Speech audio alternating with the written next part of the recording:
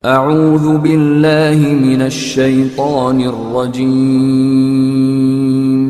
بسم الله الرحمن الرحيم. Teman-teman yang dirahmati Allah Subhanahu wa taala, di ayat kedua surat Al-Ankabut Allah menyampaikan sebuah sindiran. Allah nyindir dengan bahasa, emangnya manusia pikir Allah akan biarin aja mereka mengatakan kami telah beriman, sementara mereka tidak diuji. Ini Allah lagi menyindir orang-orang yang selama ini berputus asa setelah beriman, berputus asa setelah berhijrah, berputus asa dan mengeluh setelah bertaubat. Allah lagi nyindir mereka nih. Seolah-olah Allah bilang, kenapa setelah kalian beriman malah kalian masih berkeluh kesah? Kenapa kalian setelah bertaubat malah menjadi ragu kepada Allah? Kenapa kalian setelah berhijrah malah jadi labil? Bukankah harusnya setelah kalian menyatakan kami taubat, kami hijrah, kami beriman, harusnya iman kalian makin mantap? Dan bukti bahwa iman kalian mantap apa? Bahwa ketika kalian diuji, kalian sama sekali tidak goyah. Jadi Allah Subhanahu wa taala seolah-olah mengatakan bahwa ujian adalah tabiat iman. Bahwa ujian adalah tabiat iman. Bisa diuji dengan ujian yang kita tidak suka, bisa juga diuji sebaliknya dengan ujian yang kita suka. Bisa diuji dengan ujian yang sifatnya fisik, bisa diuji dengan ujian yang sifatnya harta, bisa juga diuji yang lebih berat lagi dengan ujian yang sifatnya perasaan. Yang jelas semuanya diuji. Bisa diuji dengan ujian musibah, bisa juga diuji dengan godaan-godaan dari syaitan yang melalui hawa nafsu kita. Bisa diuji dengan kemarahan, dipancing oleh orang lain untuk marah, dipancing di sosmed untuk ngebalas komen-komen mereka, dipancing untuk berdebat, dipancing untuk akhirnya kita saling menjudge, saling menjatuhkan, saling menjelekkan. Ini semuanya bentuknya ujian. Makanya Allah Subhanahu wa taala mengatakan di pembukaan surat Al-Ankabut, kalau ujian itu adalah tabiat iman. Ujian dan keimanan itu nggak bisa dipisahkan. Apa hubungan antara iman dengan sabar? Sehingga Allah Subhanahu wa taala menilai keimanan seseorang itu dengan cara mengujinya. Apa hubungan antara iman dengan sabar? Ternyata ciri yang paling jelas orang yang imannya baik adalah sabarnya. Makin baik imannya, harusnya makin kuat kesabarannya. Jadi orang yang paling beriman itu tidak dilihat dari wawasan agamanya. Itu lebih kepada orang yang berwawasan luas, yang ilmunya banyak. Tapi belum tentu orang yang wawasannya luas adalah orang yang paling baik imannya, belum tentu. Bukankah iblis itu wawasannya luas? Dia mengerti banyak hal yang bahkan kita gak ngerti. Iblis ngerti tentang dunia di langit. Iblis mengerti tentang alam yang ada di surga, alam yang ada di akhirat. Iblis tahu, bahkan udah masuk surga. Jadi ilmu iblis lebih banyak daripada kita sekarang. Tapi kenapa iblis malah tidak sebanding antara ilmunya, wawasannya dengan ketakwaan dan kesolehannya? Karena iblis tidak sabar dengan sebuah ujian. Ujian iblis apa? Eksis. Itu ujiannya iblis. Dia udah lama eksis, followersnya banyak. Setiap dia posting, orang berlomba-lomba jadi first like. Setiap dia posting, di repost rame-rame. Di YouTube viral. Channelnya tuh paling banyak subscribersnya. Iblis. Coba cari nanti di YouTube iblis. Ada gak channel? Itu udah viral banget loh, eksis banget. Tiba-tiba datang pendatang baru. Muncul pendatang baru. Pendatang baru ini tiba-tiba melejit. Followersnya langsung nambah, kejar-kejaran akhirnya disalib. Pas lagi kayak gitu dia gak kuat. Dengan ujian nama besar, ujian eksistensi, ujian popularitas, ujian siapa yang lebih dihargai, ujian-ujian kayak gitu.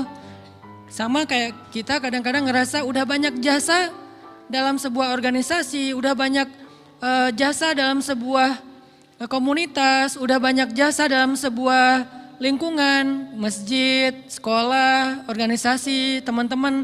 Kita yang paling sering berkorban. Tapi ternyata yang eksis, yang masuk media, yang masuk TV justru orang lain. Itu kan ujian ya. Nah ini nih yang kadang-kadang ujian namanya zulzilu, diguncang perasaannya. Bukan diuji dengan fisik, kadang-kadang ujian sakit, capek, lelah buat kita bisa kita lalui tuh dalam sebuah organisasi nih. Kita lagi bikin kegiatan sosial, baksos di sekolah, dengan OSIS-nya, dengan ROHIS-nya, di kampus, dengan BEM-nya, dengan LDK-nya, kita bikin acara baksos. Kan effortnya lumayan ya, kita begadang untuk meeting, kita survei lapangan, kita kerja malah tidur sehari cuma 1,5 jam, 2 jam. Fisik kita lelah, fisik kita capek, kadang sampai sakit. Sampai dirawat di rumah sakit gara-gara kena misalnya tipes gitu, gara-gara kita habis-habisan bekerja. Itu buat kita gak masalah. Ujian fisik kita lalui. Dan besok mau ngadain lagi, kita yang paling semangat dan aktif. Gak masalah capek juga. Gak masalah juga kita lelah, gak masalah kurang tidur. Gak masalah berjalan jauh, gak masalah. 1, ujian harta. Kita yang justru nombokin. Kita yang nalangin dulu modal-modal untuk kegiatan-kegiatan tersebut. Kalau ternyata tercover dananya, akhirnya nggak bisa dibalikin talangan kita, nggak apa-apa, kita ikhlas. Kita berkorban dengan harta kita. Butuh apa? Saya bayarin. Butuh apa? Kita lewatin ujian harta. Tapi begitu ujian perasaan, kita udah capek, lelah, kurang tidur, nombokin, nalangin habis-habisan. Ternyata teman kita yang jadi ketua panitia ada kadang cuman masalah itu doang. Atau dia yang jadi PR-nya. Yang namanya PR ketika diliput oleh media kan dia yang muncul mukanya kan. Akhirnya diundang oleh misalnya hitam putih lah atau apalah. Kok dia yang muncul di sana? Atau diundang berdua tapi sampai di sana dia yang banyak ngomong, kita diam aja. Pulang-pulang pundung. Begitu besok mau ngadain lagi udah gak mau terlibat. Left group. Kenapa itu terjadi? Ujian zulzilu, perasaan. Itu yang dialamin oleh iblis.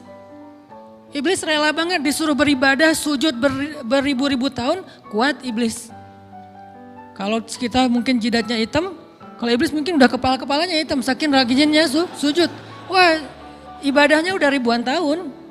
Iblis disuruh berkorban dengan harta yang dia miliki, dia kasih aja semuanya. Tapi kalau disuruh dia ngalah dari Adam untuk memimpin alamin, menjadi khalifatullahi fil ard, menjadi pemimpin wakilnya Allah di muka bumi, buat iblis ini berat. Kenapa dia? Ana khairum min, saya lebih baik daripada dia. Saya lebih senior daripada dia. Saya lebih sehat daripada dia. Saya lebih keren daripada dia. Saya lebih. Ujian emosional, ujian ego, ujian perasaan. Itu yang lebih berat buat kita. Kadang sakit dan dirugiin orang lain, teman segala macam kita masih oke lah. Selama ini asal kita ngumpul selalu gua yang bayarin, oke deh gak usah dibahas. Baru dibahas nanti pas sakit hati. Kalau belum sakit hati kan gak dibahas kan. Gak apa-apa deh kita terus yang bayarin, kita traktirin ngopi apa segala macam. Gak pernah dibahas. Kebersit sih di benak kita, cuman gak mau dibahas. Kenapa? Udahlah biarin aja, easy going. Kemudian kayak kita yang capek harus rempong sana kemari segala macam. Selalu acaranya di rumah kita, akhirnya kita yang bayarin, kita yang rempong, nyiapin segala macam, bebersih sendiri. Tapi begitu ada yang nyakitin perasaan kita sedikit aja, semua itu balik lagi. Dari dulu ya, nah keluar kan? Kenapa? Dipancing oleh ujian perasaan. Jadi ternyata yang paling berat itu adalah zulzilu, diguncang perasaannya. Kita kadang-kadang habis-habisan buat seseorang, gak masalah. Hujan-hujanan dia yang pakai jas hujan, kita gak pakai apa-apa, gak apa-apa. Sakit-sakitan juga, dikerok dan segala macam, biarin aja. Kalau perlu misalnya kalau bannya lagi kempes, dia naik Grab, kita dorong-dorong motor terus cari tempat segala macam sampai tengah malam. Gak apa-apa deh buat dia, apa sih yang gak buat kamu? Begitu dia selingkuh, keluar semuanya. Mulai list report keuangan. Wah dulu sekian, sampai uang receh-receh juga dihitung kan ya. Kenapa bisa kayak gitu? Perasaan kan? Nah ini nih yang kita coba belajar. Mungkin malam ini kita lebih banyak membahas tentang sabar terhadap ujian perasaan. Karena banyak macam-macam ujian. Nah gimana kita memanage perasaan kita? Gimana cara kita merecovery perasaan kita dengan bab sabar? Insya Allah nanti akan kita lanjutkan setelah selesai sholat isya. Barakallah.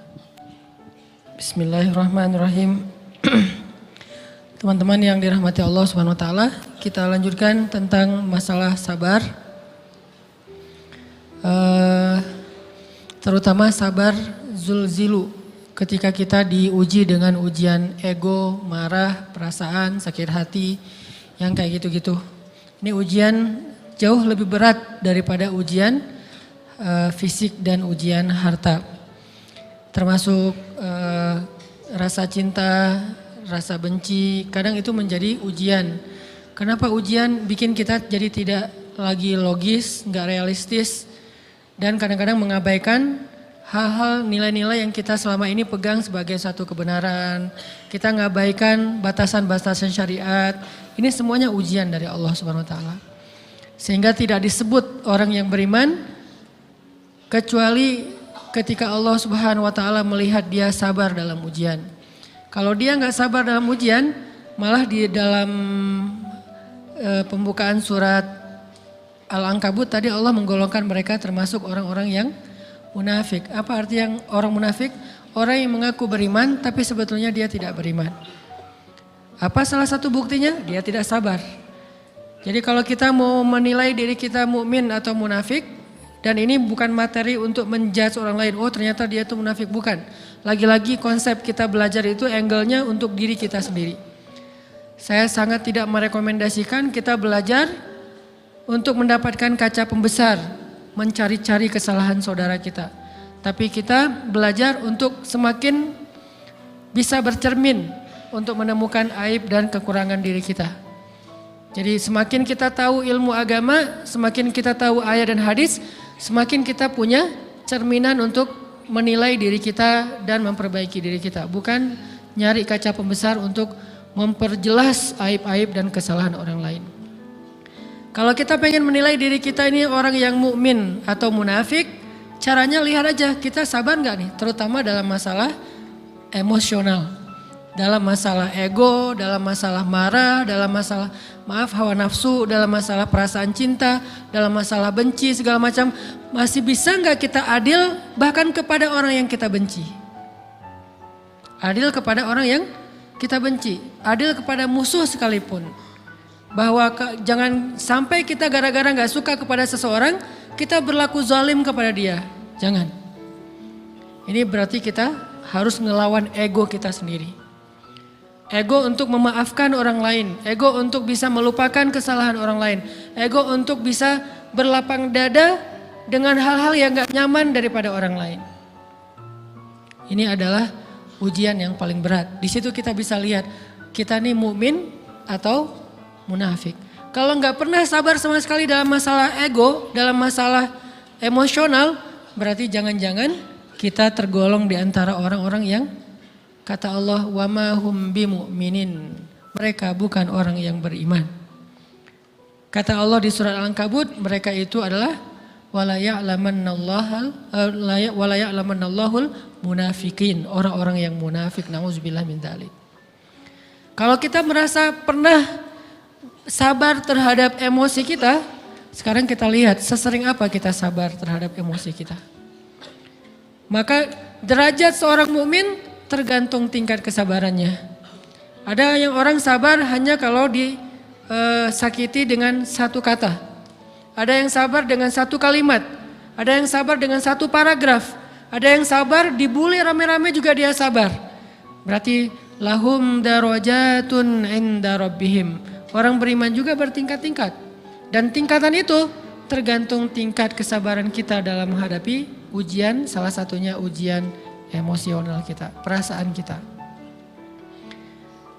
Sehingga teman-teman yang dirahmati Allah SWT, salah satu program kita untuk terus mengembangkan diri, program untuk tumbuh, program untuk memperbaiki diri kita di hadapan Allah itu adalah Coba kita program dalam sehari aja, terus kita nilai berapa kali kita berhasil ngelewatin ujian emosional.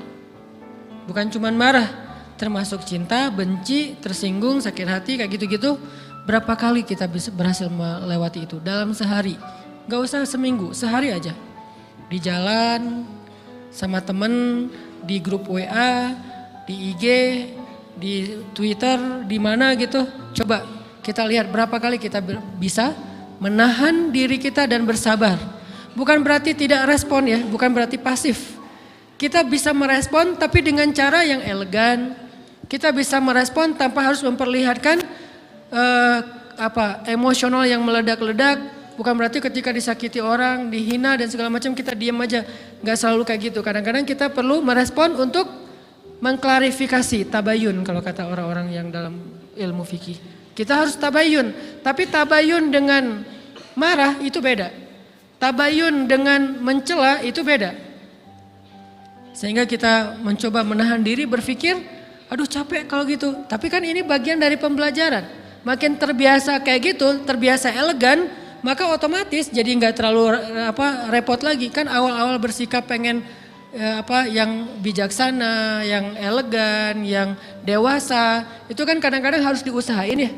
Karena belum mengkarakter, harus mikir dulu gimana ya sikap yang paling dewasa, gimana ya sikap yang paling bijaksana, gimana ya sikap yang paling wise, gimana ya sikap yang paling elegan, masih mikir. Tapi setelah berkali-kali kita latihan, lama-lama itu menjadi spontanitas kita. Dan kalau udah bisa kayak gitu, insya Allah kita sudah mulai meniru nih akhlak Nabi Muhammad SAW. Ini ujian perasaan banget. Kalau tadi saya ngasih contoh diselingkuhin itu sebetulnya cuman bercanda ya. Karena diselingkuhin ini pastinya bukan ujian, tapi musibah. Pengkhianatan ya, tidak ada tempat. Gimana kita ngelawan perasaan kita kalau lagi kayak gitu? Gimana kita ngelawan perasaan kita kalau lagi diuji? Gimana cara kita bersabar? Karena iman dan sabar itu bisa dibilang satu paket. Gak disebut orang beriman kalau gak sabar. Dan insya Allah orang yang sabar itu adalah ciri-ciri orang beriman. Gak mungkin disebut orang beriman kalau gak sabar. Kita pikir memang iman itu hanya ucapan. Kalau iman itu cuma ucapan, inna sholati wa nusuki wa mahyaya wa mamati lillahi rabbil alamin, gampang. Kalau iman itu cuma ucapan, hasbiyallah wa ni'mal wakil, gampang. Kalau iman itu cuma ucapan, la haula wa la quwata illa billah, gampang. Kalau iman itu cuma ucapan, iyyaka na'budu wa iyyaka nasta'in, gampang. Tapi Allah mengatakan, wa ma hum bimu'minin. Ahasiban nasu ayyutraku ayyakulu amanna wa hum la yuftanun. Emangnya cukup dengan hanya mengatakan kami telah beriman lalu tidak diuji? Ternyata iman adalah sabar dalam ujian. Jadi nggak mungkin orang disebut beriman sementara dia tidak sabar, sementara dia emosional, sementara dia temperamen, sementara dia orangnya meledak-ledak, sementara dia orangnya mengeluh, sementara dia orangnya berputus asa. Nggak mungkin. Karena ulama mengatakan la tayasu, jangan berputus asa. Fa innal ya's laisa min akhlaqil muslim atau mu'min. Karena sesungguhnya keputusasaan bukan di antara akhlak orang yang beriman. Orang yang beriman itu tidak pernah berputus asa. Serumit apapun masalah kita, kalau kita punya yakin sama Allah bahwa Allah ala kulli syai'in qadir, maka kita pasti akan punya harapan. Kalau kita yakin bahwa Allahu Akbar, sebesar apapun masalah kita, Allah lebih besar daripada masalah kita kan? Bukankah kita mendengar Allahu Akbar, Allahu Akbar. Ada gitu yang lebih besar daripada Allah? Harusnya kita tidak pernah berdoa kepada Allah sambil mengatakan, ya Allah saya punya masalah besar. Itu sama aja dengan kita ngeledekin Allah. Sama aja kayak kita datang ke teman kita bilang gini, saya mau pinjam duit. Enggak akan banyak kok, saya tahu kamu kalau kebanyakan kamu enggak akan sanggup. Kan enggak mungkin kita ngomong gitu kan ya. Saya lagi banyak hutang nih.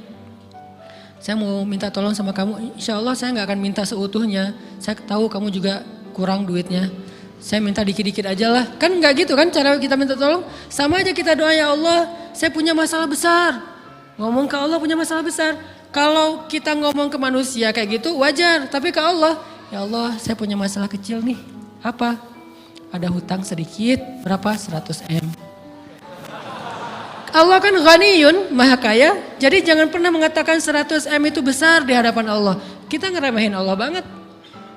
Bukankah Allah maha kaya? Jangan pernah mengatakan bahwa musibah kita, ditinggalkan orang yang kita cintai, dibully seluruh dunia, itu besar di hadapan Allah. Bukankah Allah cukup buat kamu, kata kamu? Inna sholati wa nusuki wa mahyaya hasbi Allah ni'mal wakil. Jadi Allahu Akbar. Sehingga kalau kita berdoa, ya Allah saya punya sedikit masalah. Bukankah Umar pernah mengatakan, ya nafsi, idza daqat alaikid dunya, fala taquli ya Rabbi indi hammun kabir, faquli ya hammun indi rabbun kabir. Wahai jiwaku, kalau kamu merasakan kesempitan, kegalauan, bingung, sakit, jangan pernah kamu mengatakan ya Rabbi saya punya masalah besar. Tapi katakanlah wahai masalah saya punya Rabb yang maha besar. Iman dan harapan, berharap itu nggak bisa dipisahkan. Iman dan sabar itu nggak bisa dipisahkan. Iman dan berserah diri atau menyerahkan urusannya, tawakul atau kita nyebutnya tawakal, nggak bisa dipisahkan. Bagaimana kita mau menyebut diri kita mukmin sementara kita nggak sabar ketika diuji dengan perasaan? Alhamdulillah kalau kita selama ini masih bersabar dengan ujian fisik. Ujian fisik yang setiap hari kita alamin apa? Lelah, capek, pulang kerja, pulang sekolah, pulang dari kampus, ngaji. Capek kan? Belum lagi macet-macetan, belum mandi pula. Dari tadi pagi, dari semalam kurang tidur. Dan segala macam, lelah, capek, ngantuk. Kadang-kadang sampai drop kesehatan kita. Kita bisa lalui itu, gak apa-apa capek-capek juga, yang penting saya pengen belajar. Jalan nih jauh-jauh, ada yang dari Sumedang, ada yang dari Lembang, ada yang dari Banjaran, dari mana-mana datang pengen ngaji. Jarak jauh gak apa-apa, macet gak apa-apa, lelah gak apa-apa, habis duit gak masalah. Tapi sampai di sini kesenggol dikit aja sama teman kita, dalam ucapan mungkin, dalam ekspresi kadang-kadang kita senyumin gak dibalas senyum, atau mungkin hal-hal sepele. Itu bikin seolah-olah amal kita yang udah habis-habisan tadi jadi berkurang sampai habis pahalanya. Ujian perasaan. Kadang-kadang datang ke sini nggak ada rasa tidak nyaman sedikit mungkin dengan teman kita atau dengan orang yang di sebelah kita. Akhirnya kita merasa tersinggung, akhirnya kayak jadi berlebih-lebihan. Di tangga, di pintu, pas keluar, di tempat wudhu, di mana. Hal sepele sebetulnya, tapi mengganggunya bukan fisik kita.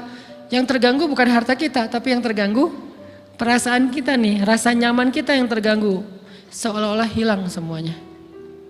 Jadi gak berarti, ini namanya ujian teman-teman. Mudah-mudahan kita bisa istiqomah dalam masalah perasaan ini.